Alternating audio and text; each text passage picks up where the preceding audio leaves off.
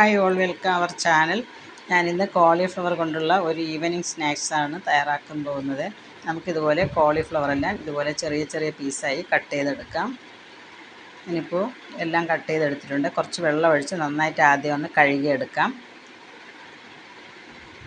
അതിനുശേഷം തിളച്ച വെള്ളത്തിൽ മഞ്ഞൾപ്പൊടിയും ഉപ്പും ചേർത്ത് അതിലേക്കൊന്ന് ഇട്ട് ഒരു അരമണിക്കൂർ നമുക്ക് ഇതൊന്ന് വയ്ക്കാം. കുറച്ച് നന്നായിട്ട് അതിൻ്റെ കിടങ്ങളൊക്കെ പോയി കിട്ടും. നമുക്കിതിലിട്ട് ഒന്ന് കഴുകിയെടുക്കുകയാണെങ്കിൽ അരമണിക്കൂർ റെസ്റ്റ് ചെയ്യാൻ വെച്ച ശേഷം 1 കപ്പ് കടലമാവ്, 1 കപ്പ് മൈദപ്പൊടി, 1 കപ്പ് കോൺഫ്ലവർ ഇത്രയും ഞാൻ എടുത്തിട്ടുണ്ട്.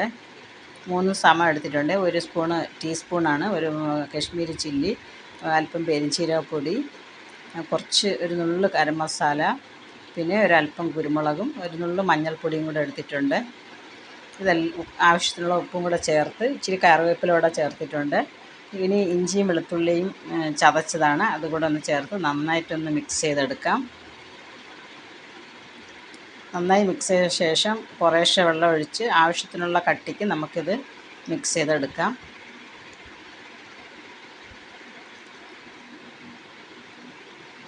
ഇനി നമുക്ക് വെള്ളമൊക്കെ വാർത്ത് കളഞ്ഞ കോളിഫ്ലവർ ഇതിലേക്ക് ചേർത്ത് ഒന്ന് മിക്സ് ചെയ്തെടുക്കാം. നന്നായി മാവൊക്കെ അതിൽ കോട്ട് ചെയ്ത് വരണം. നല്ല രീതിയിലൊന്ന് കോട്ട് ചെയ്തെടുക്കാം. നല്ല രീതിയിൽ മാവൊക്കെ കോളിഫ്ലവറിൽ കോട്ടായിട്ടുണ്ട്. എണ്ണ തിളച്ചതിന് ശേഷം നമുക്ക് ഓരോ പീസ് വീതം ഇട്ട് കൊടുക്കാം. ഒരുമിച്ചിട്ട് കളയരുത്, കട്ട പിടിച്ച് പോകും. ഓരോ പീസ് വീതം വേണം നമ്മളിതിട്ട് വറുത്തെടുക്കേണ്ടത്.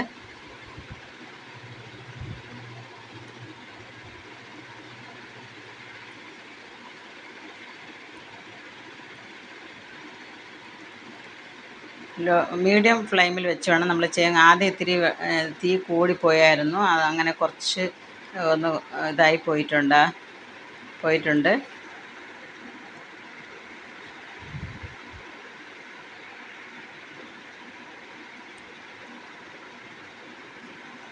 മീഡിയം ഫ്ലെയിമിൽ വെച്ച് എടുക്കുകയാണെങ്കിൽ നല്ല ഒരേ ഇതിൽ തന്നെ നമുക്ക് വറുത്തെടുക്കാൻ പറ്റും.